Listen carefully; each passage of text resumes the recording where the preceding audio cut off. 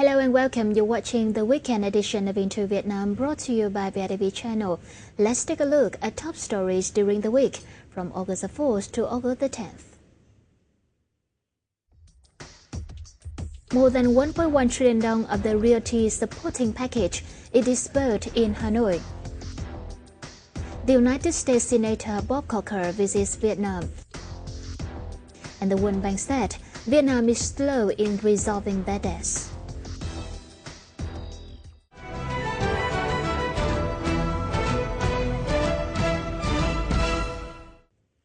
First of all, let's review the most notable figures of the week. According to the State Bank of Vietnam's branch in Hanoi, as of July the 30th, banks in the city disbursed more than 1.1 trillion dong in the 30 trillion dong social housing support credit package. The figure was up nearly 4 times from the end of 2013. Specifically, banks disbursed 740 billion dong to more than 3,180 individual customers and 368.5 billion dong to 5 corporate customers. Specifically, banks committed to the 5,330 individual customers with 2 trillion dong, in which 1.3 trillion dong were disbursed. Besides, state-owned banks signed credit contract with 22 businesses in 24 projects, with the amount to be disbursed from the central bank's refinancing source of 2.2 trillion dong. According to the data from the Ministry of Finance, state budget collection in the first 7 months of 2014 hit 497.36 trillion dong, accounting for 63.5% of the whole year plan and up 14.4% from the same period of 2013. The state budget deficit in July is estimated at 17.17 trillion dong, bringing the budget deficit in 7 months of 2014 to 88.53 trillion dong, equaling to 39.5% of the goal set by the National Assembly at the beginning of the year. According to the Ministry of Finance, domestic collection in the first 7 months is estimated as 336 trillion dong, accounting for 62.4% of the whole year plan and up 16.8% on year, in which the collection from state-owned sector hit 59.4% of the estimation, up 26.9%. Collection from non-state-owned sector reached 63.1% of the estimation, up 8.7%. State budget collection from import-export activities reached 140 trillion dong, accounting for 62.5% of the budget estimation, up 13.3% from 2013, mainly thanks to high trade turnover in 7 months, with some high tariff items with increasing values. In terms of state budget expenditure, the total expenditure in July hit 92.72 trillion dong. In 7 months of 2014, hit 585.9 trillion dong, accounting for 58.2% of the yearly plan and up 11.7% on year. Nearly 42,400 enterprises were formed nationwide in the first 7 months of the year, with a total registered capital of 262.4 trillion dong, or $12.33 billion, down 7% in number and up 17.8% in capital compared with the same period last year. The average registered capital per newly established enterprises was $6.19 billion, a year-on-year rise of 26.7%. Over 629,000 laborers are expected to earn employment at the new companies, surging 6.5% against last year. The period also saw 37,600 firms dissolved and suspending operations, representing an increase of 9.8% against the previous year. Of these, 5,600 ones were dissolved, 6,700 companies temporarily halted operation with registration, and the remaining 25,200 ceased their operations in wait for payment of enterprise code or without registration. As many as 9,400 businesses have resumed operation in 7 months, decreasing by 6.4% against the same period last year.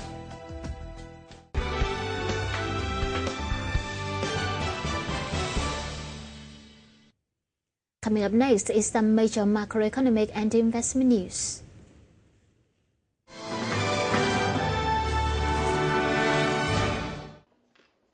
The United States Senator Bob Corker started his visit to some Asian countries of Vietnam, Singapore, the Philippines, and Malaysia. At his stay in Vietnam, he met with top state leaders like President Trương Tấn Sang, Deputy Minister Phạm Bình Minh, General Trương Quang Khánh, and the Minister of National Security to discuss issues of mutual interest. The United States Senator's visit aimed at reinforcing regional security, boosting Vietnam-United States relations, and the conclusion of the Trans-Pacific Partnership or TPP. Regarding regional securities, Mr. Corker voiced his advocacy on dealing with disputes in a peaceful manner. He stressed the ASEAN members should be united in dealing with disputes following international regulations. The United States Senator expected Vietnam, the United States, and other 10 members will soon conclude the TPP negotiation, as it should be a chance for them to open markets and reform economic models. He said in TPP negotiations, the United States is interested in property rights and market accessibility. He said the TPP will benefit both sides in economic and strategic aspects. Is confident that the trade pact will be concluded in the next 12 to 18 months.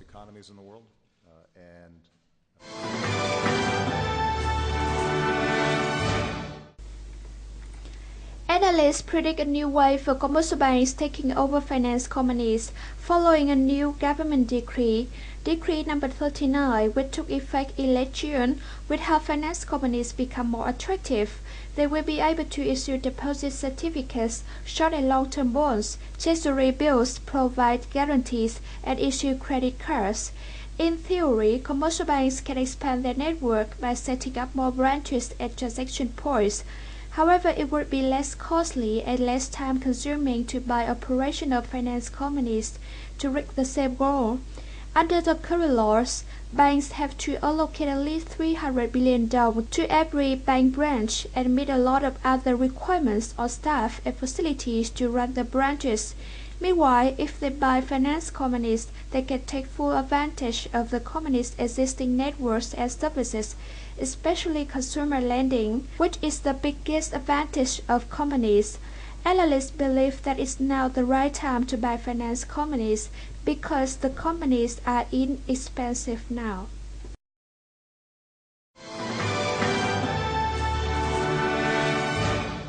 The State Bank of Vietnam has issued a circular guiding use of foreign currencies and Vietnam đồng accounts.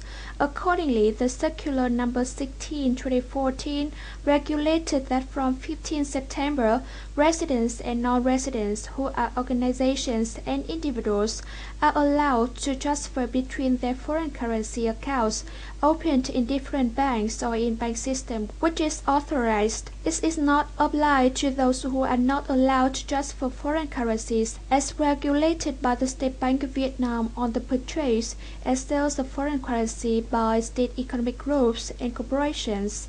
The regulation also allows residents, which are organizations, to use foreign currency accounts to transfer or withdraw cash in foreign currencies to pay salaries, bonuses and allowances for foreigners, to transfer and pay for current transaction, capital transaction prescribed by law, and etc.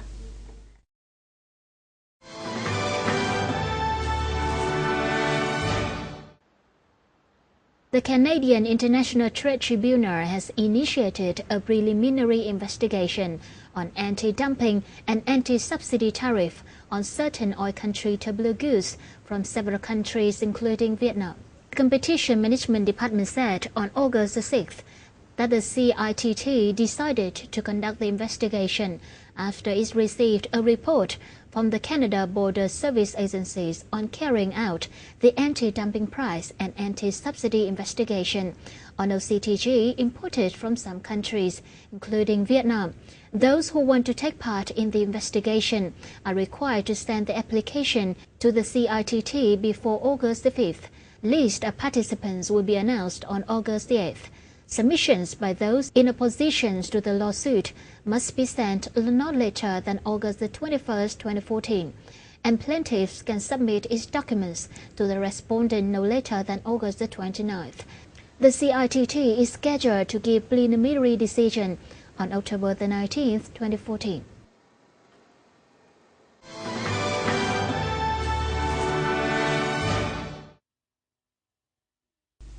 It was announced at the Vietnam M&A Forum 2014 that since 2010, there have been 69 M&A deals between Vietnamese and Japanese enterprises.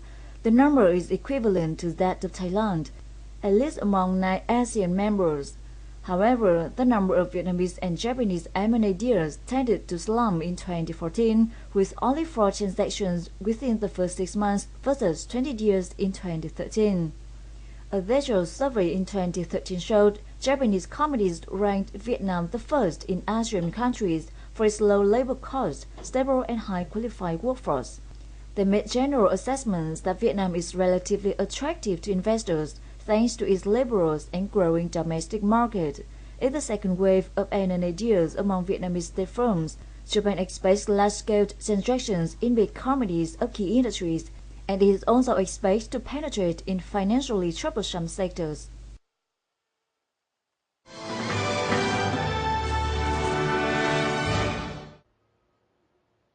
Results of a survey by HSBC released on August the 8th said the Free Trade Agreements or FTAs has facilitating business of Vietnamese exporters. Accordingly, 80% of Vietnamese export companies said the FTAs have boosting their business and providing new opportunities for their investment, and 70% of respondents said FTAs have increasing the number of their customers. The results also showed that Vietnam ranked second among the regional countries and territories after Indonesia in using FTAs, which means, on the average, each FTA in Vietnam is used by 37% of local businesses. Vietnamese businesses use the most FTAs in the ASEAN market, and the least in Australia and New Zealand. When using FTAs, 34% of businesses posted a strong export growth, and 33% with a fair growth. However, 52% of Vietnamese businesses do not use FTAs due to the complicated procedures, and 42% said they do not have full information or don't know about one of other FTAs that their country has signed. And now it's time we update some import and export activities across the country. The Ministry of Industry and Trade reported garment and textile exports jumped 11.1% on month in July to $2.1 billion, surpassing the telephone sector as the nation's leading export industry. According to the ministry's latest statistics, garment and textile exports outpaced the telephone sector by $0.5 billion. In the first 7 months of the year, cumulative garment and textile exports increased 19.4% on year to $11.48 billion. Garment exports achieved 2-digit growth in most markets, including the US 14.85%, Europe 26%, Japan 13.82%, and the Republic of Korea 36%. According to the Brazilian Ministry of Development, Industry and Foreign Trade, tourist trade between Vietnam and Brazil jumped 18% on year for the first 6 months of 2014, tallying in as $1.27 billion.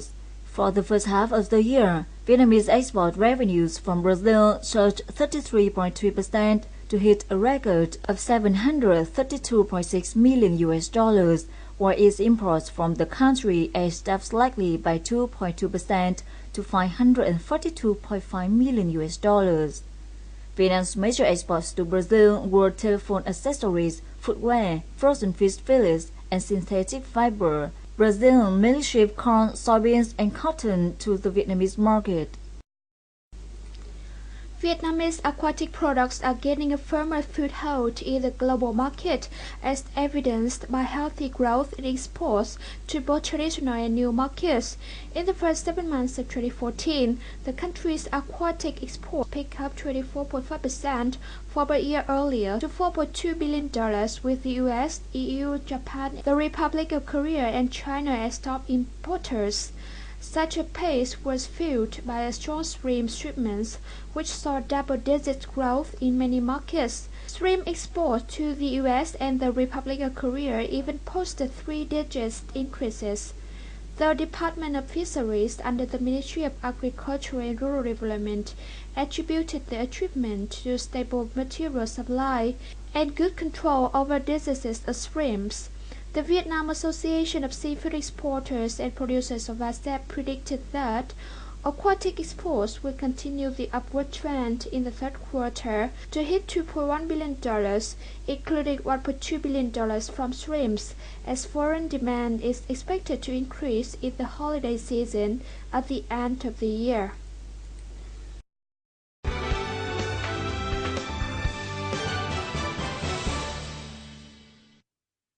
More than 50 trillion dong of bad debts has been purchased by the VMC with high provision. However, the bad debt situation in banks hasn't improved much. According to the State Bank announcement, the bad debt ratio of the whole banking system is nearly 5%, which puts lots of pressure on the goal of credit growth set by the bank in 2014.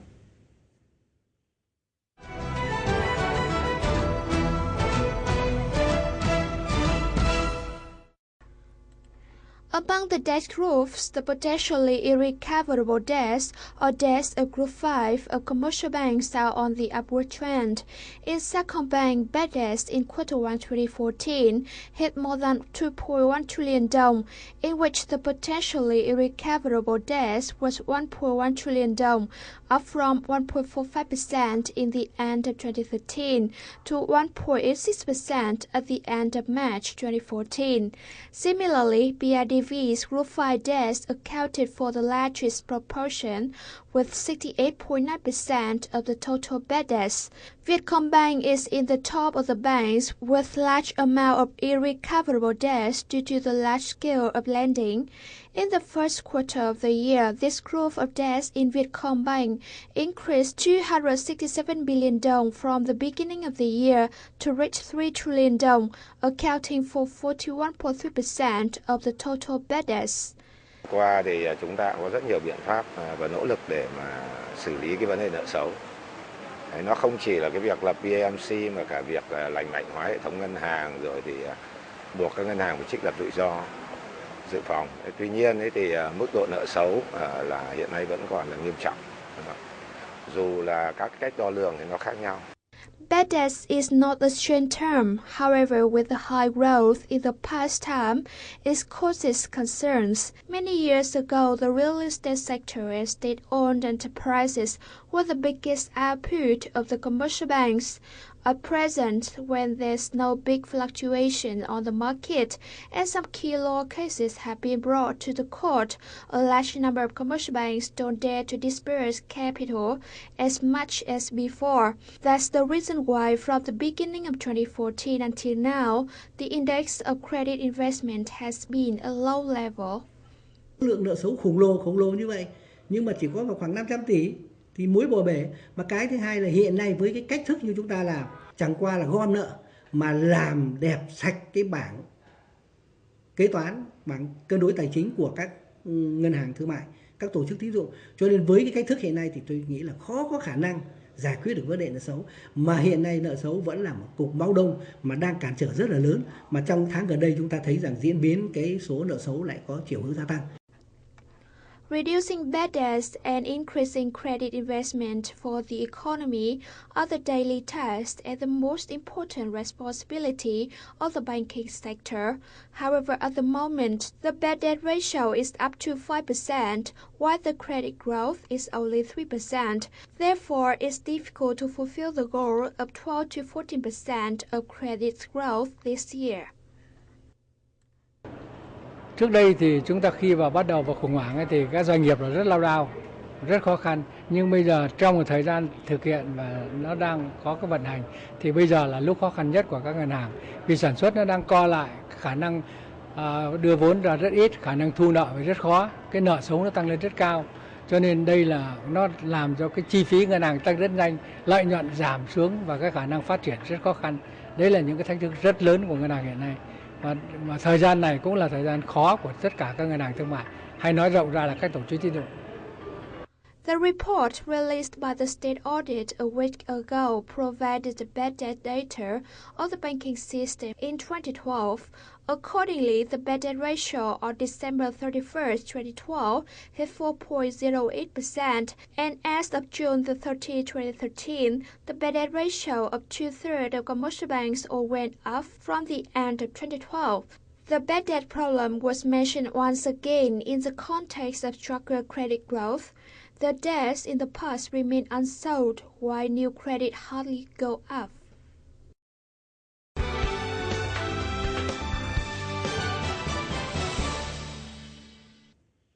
It can be seen that non-performing loans are still a bothering issue for Vietnam's economy in the near future.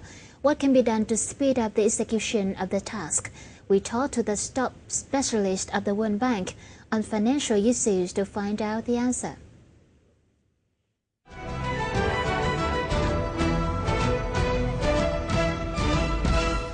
Thank you very much for participating in our interview today. So the first question I want to ask you, what would you assess on the real number of NPL in the banking system in Vietnam, and which especially be remarkable from the beginning of 2014 till now? What is officially reported by the central bank as the NPLs being reported to it by the private sector, by the banks, by the state-owned commercial banks, continues to remain around 5% over the last 6 to 12 months. Of course, as you apply standards and rules more rigorously, this number could go up. I think it seems reasonable to assume that even though the government or the SPV and the banks are reporting NPLs of 5%, the actual NPLs in the system could be much higher. One, because Vietnam accounting standards are behind international accounting standards. Number two, there is also chance of, because of lack of transparency and disclosure, there is also scope for underreporting. And also some factors like certain segments are being given special treatment. For example, our understanding at the World Bank is that some of the NPLs relating to Vinashin, for example, are not yet noted in some of the bank's NPLs. So if you add all this together, the likelihood is that the NPL numbers are higher than what is reported. But how high and what number it is, I think that's something which one cannot guess. It's something one has to estimate with good data, and unfortunately that's not available. From the reports of 12 banks in the last quarter, it got noting that the bad debt possibly irrecoverable has been surprisingly accelerated in the last quarter. Besides, the general number of NPL has been increased. So what do you comment about it? Circular 2 is being applied, or many of the principles already being applied by the banks, which would mean that the classification of risk for the same loan can be much higher now. I think a combination of factors is primarily the one which is leading to some of these increases. Number one, it's that the banks are, yes, becoming more conscious that they have to apply higher risk standards as guided by Circular 2. When you do that, then obviously your portfolio will have movement of assets going more towards the doubtful and loss category. Number two, I think it can also be a sign of lack of action. What I mean by that is NPLs by their nature are time related. So you have 30-day past due, 60-day past due, 90-day past due. As the time when the borrower has not been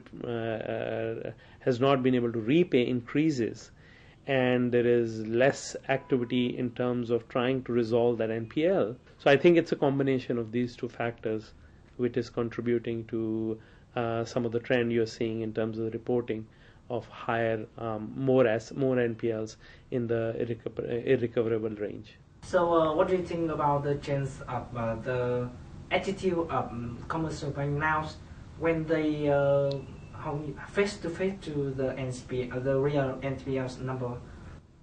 Well, I think all the banks have been trying to find good ways to resolve the NPLs. They are trying to look at the government measures like the VAMC. They have been trying to do their own provisionings. They're under pressure from supervision and their own related bodies. But I think it still remains a challenge. I think with the Circular 2 coming in, the NPLs are what they are. They are there. But the circular will require them to report and classify risk appropriately, a bit better, closer to international standards. Similarly, on the government side, on the VAMC side, I think there is also more and more discussion of trying to move forward fast. Let's talk about the NPL purchases and the handling process of VMC. So now there has a lot of difficulty in dealing with the purchases NPL from commercial bank related to the lack of legal as well as the new capital. So what should government and SPB have to do in the upcoming plan? Typically the capital is important because when you do such resolution of non-performing loans, there needs to be some adjustment of loss. And if an asset management company is going to be managing that, its ability to even temporarily absorb that loss or to ensure that they can go to the market and make sure that they can settle or resolve the NPL links up with the capital it can bring to the table and what capital is backing the institution. Secondly, I think there is still plans on what's the best measure to resolve these NPLs which have been moved to the VMC. Should they be warehoused, just kept, and over time they get resolved, or should there be a sale or auction of these assets through the market? And I think that debate is still going on, but one thing which international experience has shown, that the faster you resolve these assets, the higher the chance of recoverability and lower the cost. One of the limitations which you again said is that there are still several legal and regulatory changes which are needed. For example, I know they are working on circulars relating to collateral. Once again, thank you very much for joining our interview today. You're welcome.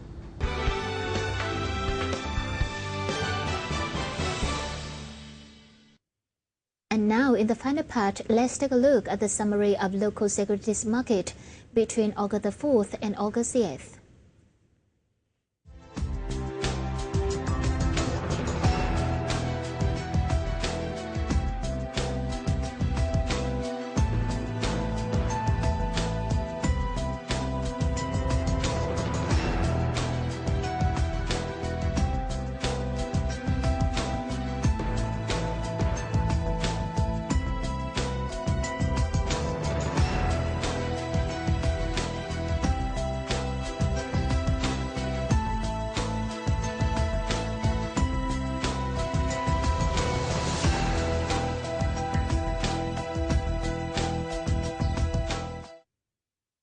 Well, that's all for now. Thank you so much for watching. For comments and feedbacks, you can reach us by email at intovietnam@vitv.vn or give us a call at 0422 08288. Goodbye and enjoy your weekend.